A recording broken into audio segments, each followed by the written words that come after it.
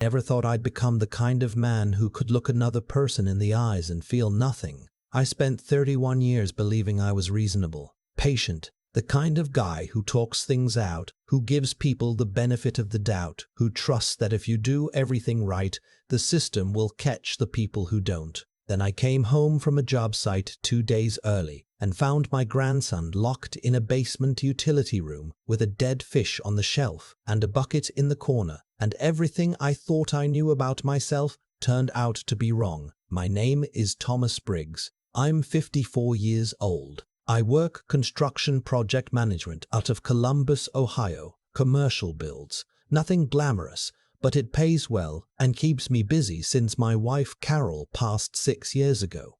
After she died, my daughter Megan became the center of my world. She's 31 now, a dental hygienist, sharp as a tack, always was. She married a guy named Garrett Holt about 3 years ago. He was a personal injury paralegal, well-dressed, articulate, the kind of man who remembered everyone's name and made you feel like you were the only person in the room when he talked to you. I thought he was charming. Carol always said to watch out for charming.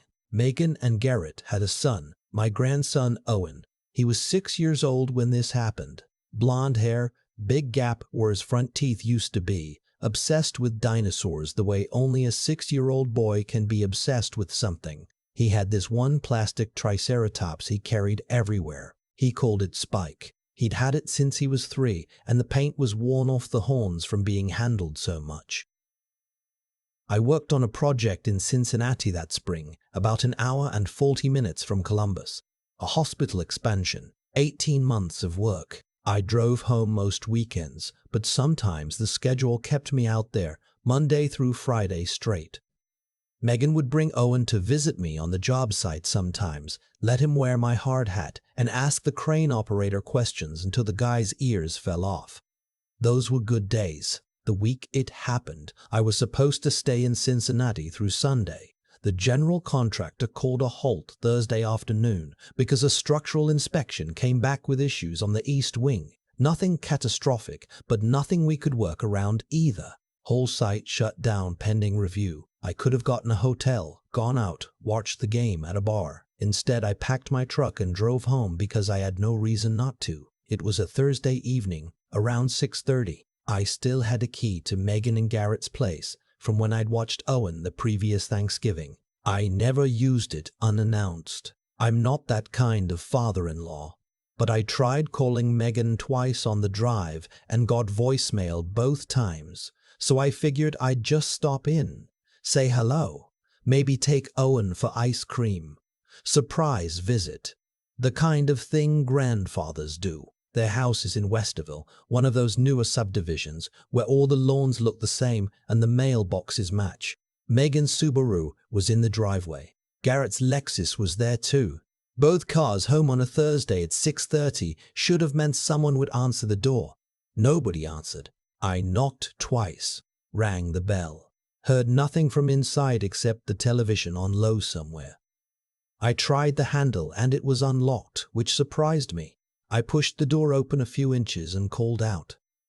Just Megan's name, then Owen's. Silence except for the TV. I stepped inside. The living room was empty, kitchen empty. I walked toward the back of the house, calling their names a little louder, starting to feel the particular unease that doesn't have a name but every parent and grandparent knows. Something that feels like static on the back of your neck. That's when I heard it. A small voice coming from somewhere below me. Quiet, exhausted, the way a child sounds when they've been crying so long they don't have the energy for it anymore.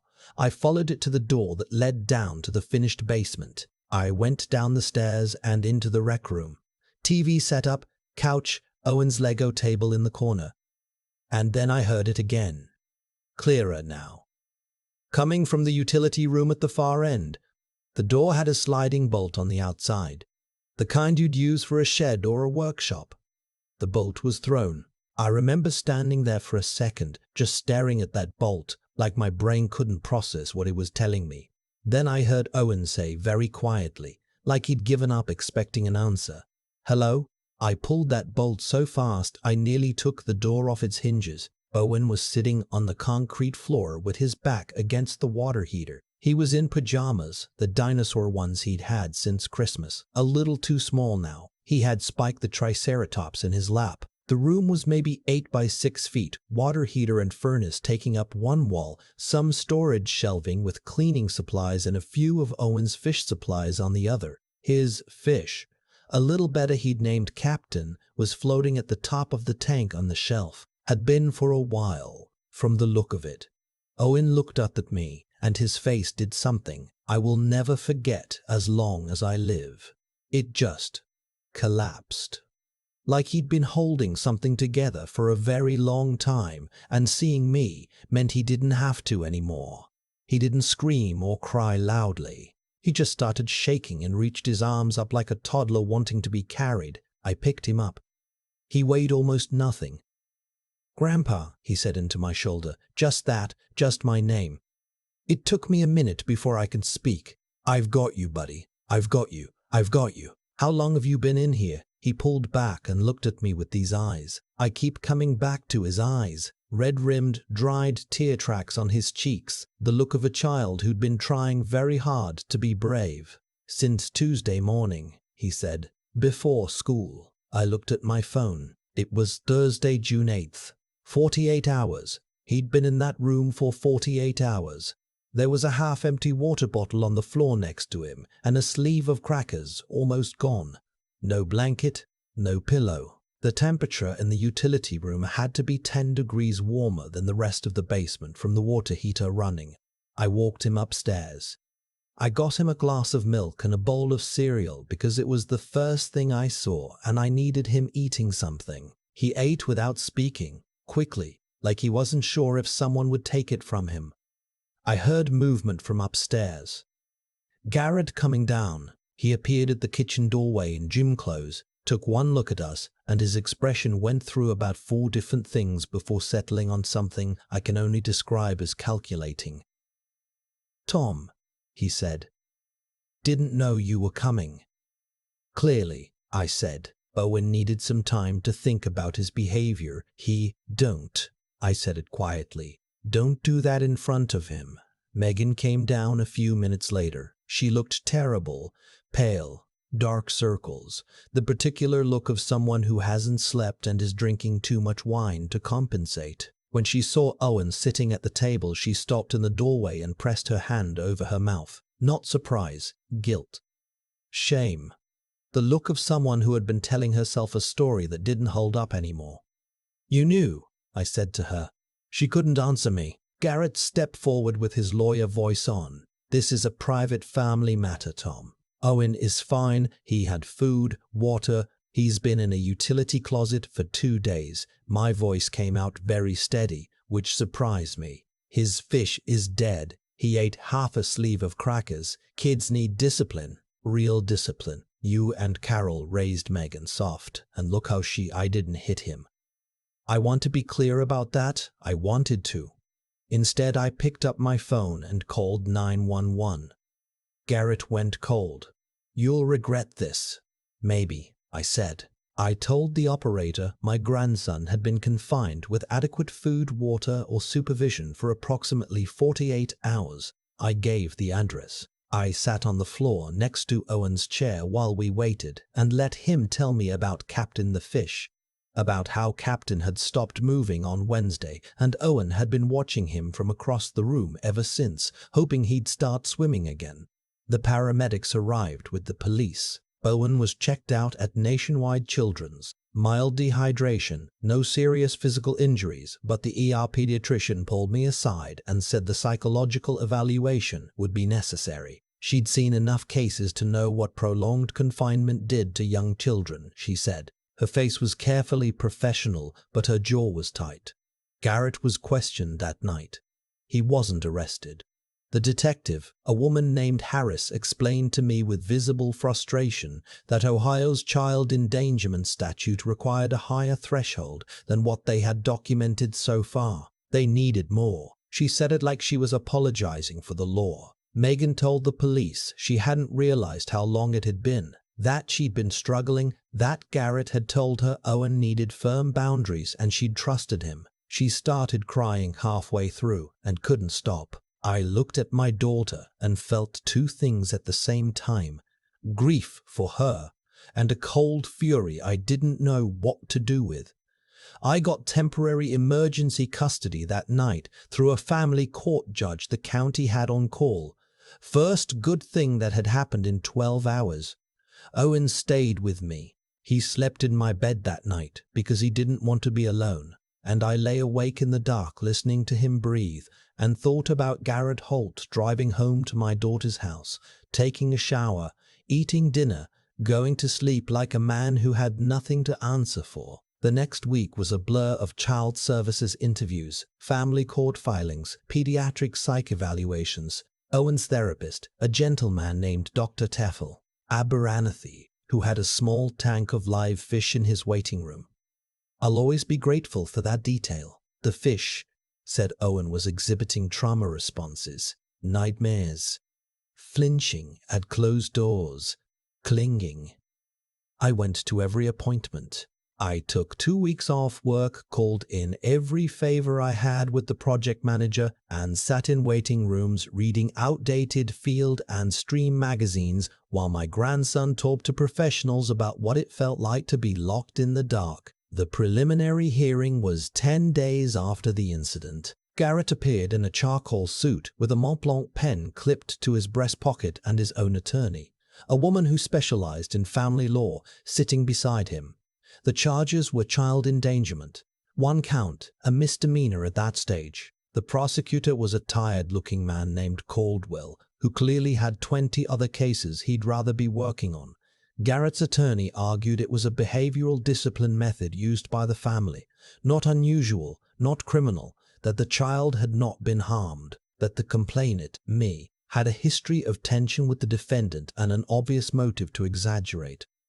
Garrett was released on a personal recognizance bond, walked out of the courthouse and stood on the steps talking on his phone while I watched from 50 feet away. Megan took a leave from work. She was staying at the house.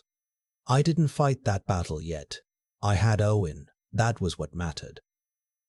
She called me twice in that first week, struggling to explain herself, and both times I let her talk and said almost nothing because there was nothing useful to say yet. I started having the same dream every night. Owen sitting against the water heater. Owen saying hello to an empty room. Owen's face when I opened the door. 3 weeks after the hearing, Garrett was back to normal. I know because I watched, not obsessively. I have a job, I have Owen to take care of, but I paid attention. He was posting on LinkedIn, back in the office, had lunch with a colleague at a wine bar downtown, laughed at something on his phone outside on the sidewalk. A man who put a 6-year-old in a utility room for 2 days and felt nothing about it. I have a storage unit I rent on the east side of Columbus. I keep tools there.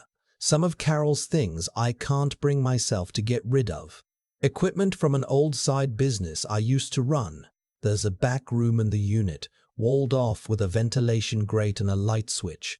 I'd used it as a small workshop for finished carpentry. 8 by 8 feet.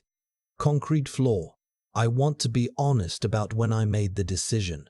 It wasn't one moment. It built up the way pressure builds in a pipe until something gives. It was the 19th time Owen woke up screaming and I sat on the edge of his bed with my hand on his back waiting for his breathing to slow. It was reading the prosecutor's email explaining that with Garrett's clean record and Owen's age, young children make unreliable witnesses, he said. Unreliable witnesses. The likelihood of conviction was, and I quote, unclear. It was Megan calling me one evening to tell me Garrett had apologized to her, that he'd been under stress at work, that he'd grown up with strict parents himself, and maybe it had gone further than he intended.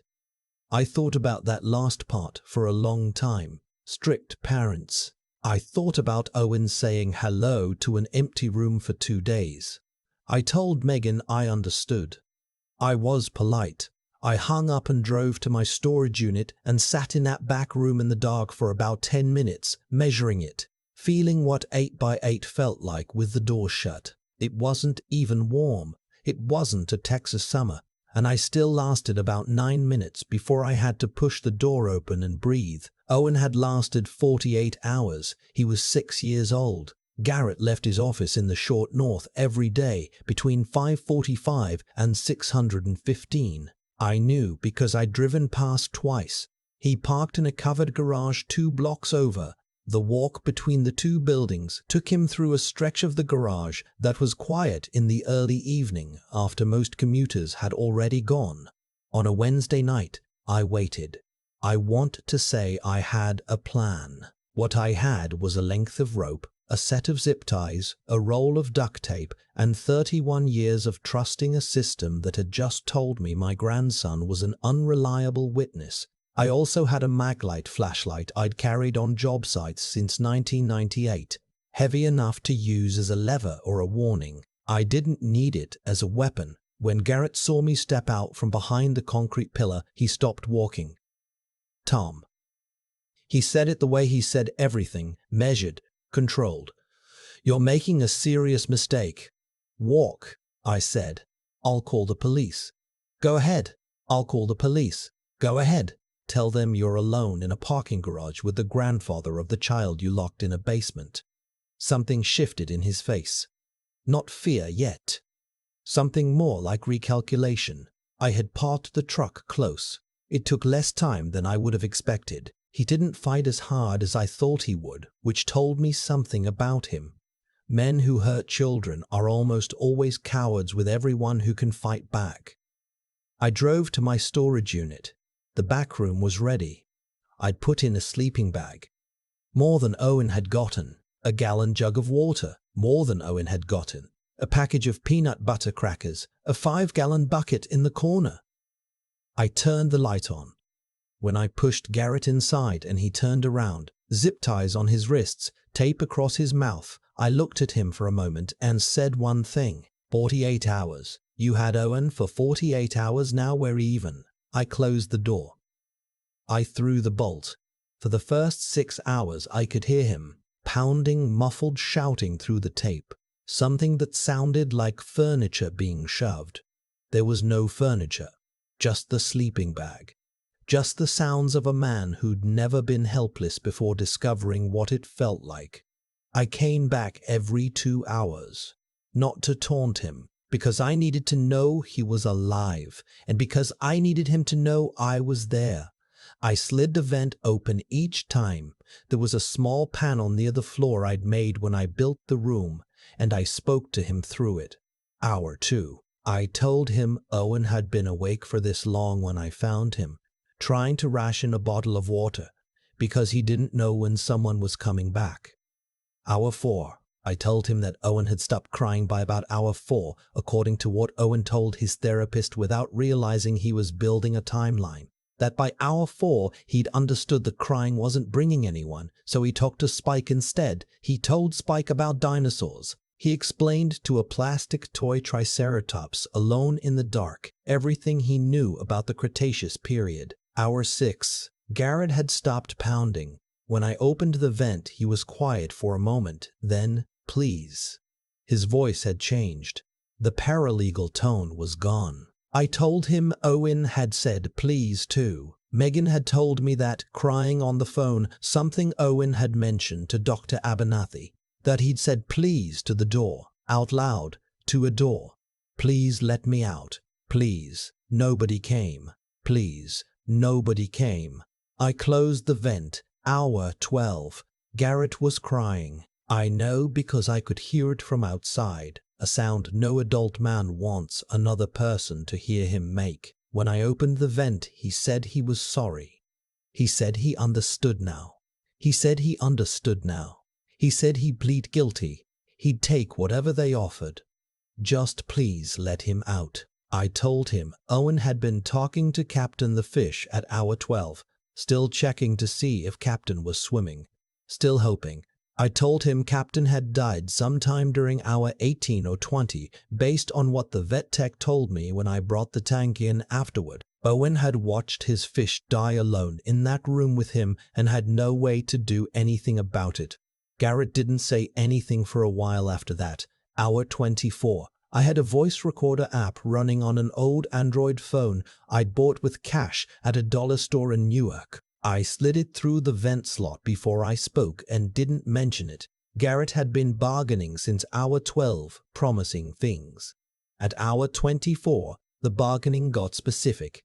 He talked about Owen. He talked about the other times. There had been other times, shorter, when I hadn't been there to find out. He talked about why.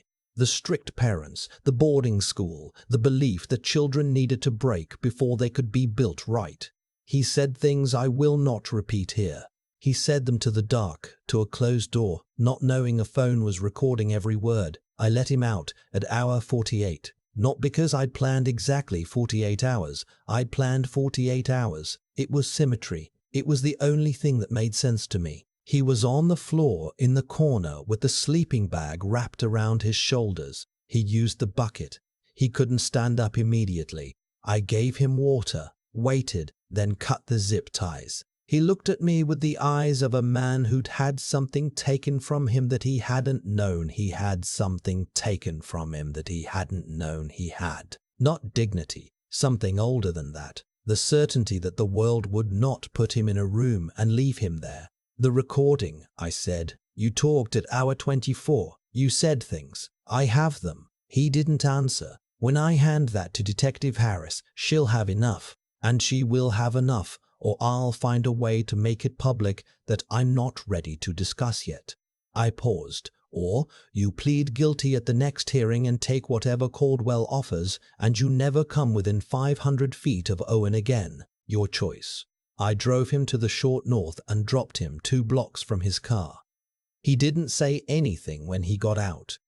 He didn't look back. I drove home, parked in my garage, and sat in the dark for a long time. My hands were shaking, not from adrenaline. The adrenaline had burned off hours ago. From the particular loneliness of having done something you can never tell anyone about, something you do again without hesitation and will spend the rest of your life turning over. I called Detective Harris the next morning. I told her I had a recording I thought she should hear. I didn't explain how I'd gotten it. She didn't ask. She's a smart woman. Garrett pled guilty 6 weeks later. Child endangerment, felony level under Ohio statute, because of Owen's age and the duration of confinement. Caldwell had found a statute I didn't know existed, and the recording had apparently clarified his interest in the case significantly. Garrett received 4 years in the Ohio Department of Rehabilitation and Correction, with 2 years of mandatory counseling and no possibility of early release on the endangerment charge. His license to practice as a paralegal was revoked pending his conviction. Megan filed for divorce the week after the guilty plea. She went to inpatient treatment 30 days later at a facility in Worthington, about 20 minutes from my house. She's been sober for 7 months now. She comes to see Owen every Saturday. She brings him dinosaur books, and she sits on the floor with him, and he explains things to her with great seriousness, and she listens like what he's saying is the most important thing she's ever heard. Which it is. I think she knows that now. Owen still sees Dr. Abernathy on Tuesdays. He doesn't flinch as much when doors close. He still checks on things. He has a habit now of checking that windows are unlocked, that doors push open from the inside. Dr. Abernathy says that's normal, that it will fade. We got a new fish. Owen picked it out at PetSmart on a Saturday in October, walked along the whole display with his hands clasped behind his back like a little professor, and chose a male betta with blue and red fins. He named it Captain 2. I asked him if he wanted to name it something else, something new. He thought about it seriously. No, he said. Captain would want someone to carry on the name. I set up the tank on his dresser where he can see it from bed. I still have the recording. I made 3 copies, put one with my attorney, one in a safety deposit box, one on a drive that's in a place I won't describe. I don't know if I'll ever need them again. I keep them because after this experience, I don't trust that a good outcome is permanent. I've learned to document, to not assume the system will hold. Detective Harris came to my door once, about 2 months after the plea. She sat at my kitchen table and drank the coffee I made her, and we talked about nothing in particular for a while. The case, Owen's progress, the weather. Before she left, she paused in the doorway and said, "Funny thing about that recording, the metadata shows it was made in a small enclosed space, reverb consistent with concrete walls." She looked at me. "You'd know about acoustics from construction, I'd imagine." "I would," I said. She nodded once and left. I'm writing this down because Owen is 8 now, and someday he may want to understand what happened. Not the part I can't tell him. Not yet, maybe not ever, but the rest of it. That there are systems in place to protect children, and those systems sometimes work and sometimes fail, and the gap between the two is where people get hurt. That the most important thing I can tell him about what happened is not that someone hurt him, but what came after, that people fought for him. That his mother came back from the worst version of herself to sit on the floor and listen to him talk about dinosaurs. That a law that didn't exist before now exists because a detective named Harris and a prosecutor named Caldwell decided his case was worth fighting for, even when the early evidence said it wasn't. In Ohio, there is now a provision in the Child Endangerment Statute, a clarification, technically, of what constitutes serious physical harm when applied to confinement of children under 8, that came out of Garrett Holt's case. The advocate who pushed for it, a woman from the Children's Defense Fund who testified before the state legislature, called it a step toward closing the documentation gap. The news covered it for 2 days and then moved on to something else. Owen doesn't know his case helped change a law. I'll tell him someday. Maybe when he's older than 6, which is how old he was when he sat in the dark with a plastic dinosaur and talked to it about the Cretaceous period, because there was nobody else there. Last month, Owen drew a picture at school. His teacher sent it home with a note saying she'd found it touching. It showed 2 figures, one tall and one small, standing in front of a door that was open, light coming through it. The small figure was holding something. Spike, I think, from the shape. The tall figure had its hand on the small figure's shoulder. At the bottom, in the labored handwriting of a 2nd grader still learning to hold a pencil, he'd written, "Grandpa opened the door." I have it on my refrigerator. Some mornings I stand in front of it for a minute before I pour my coffee. I don't know what I'm looking for exactly. Maybe just to be reminded that being the person who opens the door is enough. That you don't have to be perfect or righteous or unblemished to be the person your family needed. You just have to show up. I still think about that bolt, the sliding bolt on the outside of a door that had no reason to have one. Something that small, a piece of hardware you could buy for $4 at any hardware store, and it changed everything about who I thought I was and what I thought I was capable of. What happened to Owen didn't come out of nowhere. That's the part people don't want to sit with. It came from a series of choices made by adults who should have known better, stacked one on top of the other over months. Garrett didn't wake up one morning and decide to become the man he turned out to be. He'd been becoming that man for years, probably since the people who were supposed to protect him decided that fear was the same thing as discipline. He passed it forward because nobody had ever made him stop. That's how it works. Not fate, not bad luck, just actions producing consequences, eventually, one way or another. I crossed lines I can't uncross. I know that. I think about it in the way you think about a scar. Not constantly, but when the light hits a certain way. What I did was wrong by the law, and I won't argue otherwise. But I'll tell you what I know to be true. The recording I made in that storage room gave a prosecutor enough to stop a man who would have hurt another child if nobody had hurt. That happened because I didn't wait for someone else to fix it. I'm not saying that makes it right. I'm saying consequences are real, and sometimes you have to decide which ones you're willing to live with. Owen is 8 now. What I hope for him, what I think about when I watch him explain the Cretaceous period to his new fish with complete seriousness, is that he grows up understanding that what happened to him was not a reflection of his worth, that the world put him in a dark room and he sat in it and talked to a plastic dinosaur, and kept his mind working and his heart intact. And that is not a small thing. That is the kind of inner toughness that most adults never develop because they were never tested the way he was at 6 years old. I hope he carries that forward, not the trauma, the proof that he survived it. I hope he also grows up understanding that his mother came back, that Megan made the worst choices of her life and then made different ones, that getting sober and showing up every Saturday with dinosaur books and sitting on the floor to listen, that takes more than people give it credit for. It takes honesty about yourself that most people spend their whole lives avoiding. That's its own kind of courage, quieter than mine, and probably harder. What I want Owen to know when he's old enough to read this is that the people who love him used their heads and their hearts and every ounce of what they had to make things right. Not perfectly, not cleanly, but fully. You don't always get to do the right thing in the right way. Sometimes you just have to do the necessary thing and carry the weight of it. He drew me opening a door. He got it right.